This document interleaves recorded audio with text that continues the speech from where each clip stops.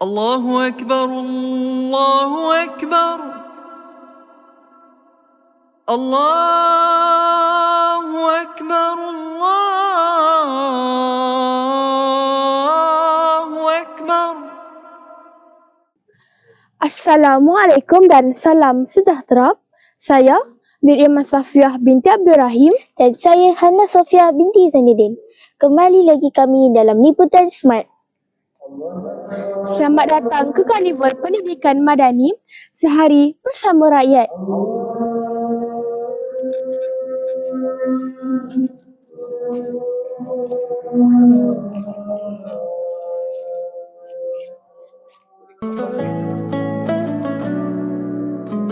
Kami kini berada di Masjid Karya Repah, lokasi berlangsungnya program santai subuh pagi yang bermula seawal 5.30 pagi.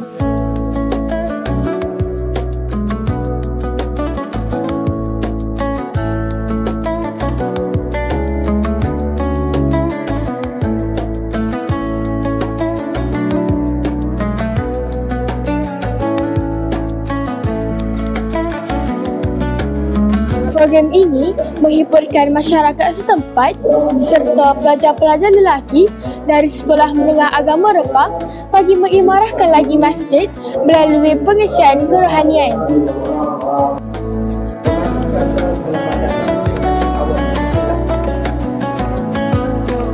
Ini tuan-tuan bangun buka mata. Kemudian yang balik.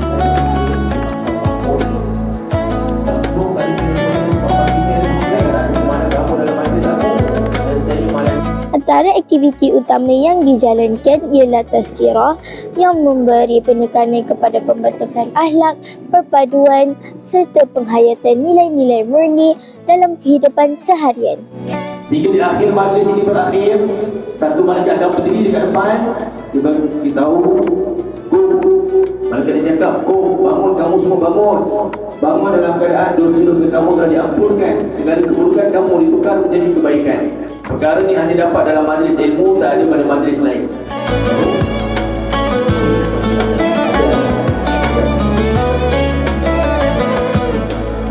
Kini bersama saya Puanan Ayu Nur Hafizah binti Megal Aksana. Puan, apakah pandangan Puan mengenai program pada pagi ini? Pada pandangan saya, ini adalah satu permulaan yang sangat baik untuk program Karnival Pendidikan Madani di mana awal kita mengisi dengan kerohanian. Jadi semua para jemaah, anak-anak yang menyertai program hari ini, awal dia dapat makanan kerohanian daripada penceramah hebat yang kita bawa. Lepas tu kita bersama-sama Qari'ah, kita bermasyarakat dengan Qari'ah. Itu semua adalah satu pengalaman yang berguna lah untuk anak-anak dan juga kami sendirilah dari Pejabat Pendidikan, cikgu-cikgu, kita dapat bersama dengan Qari'ah. Diharapkan program seperti ini dapat diteruskan lagi bagi memupuk semangat perpaduan serta melahirkan masyarakat yang lebih prihatin dan bersatu hati. Sekian sahaja laporan daripada kami. Jumpa lagi pada masa yang akan datang. Assalamualaikum warahmatullahi wabarakatuh.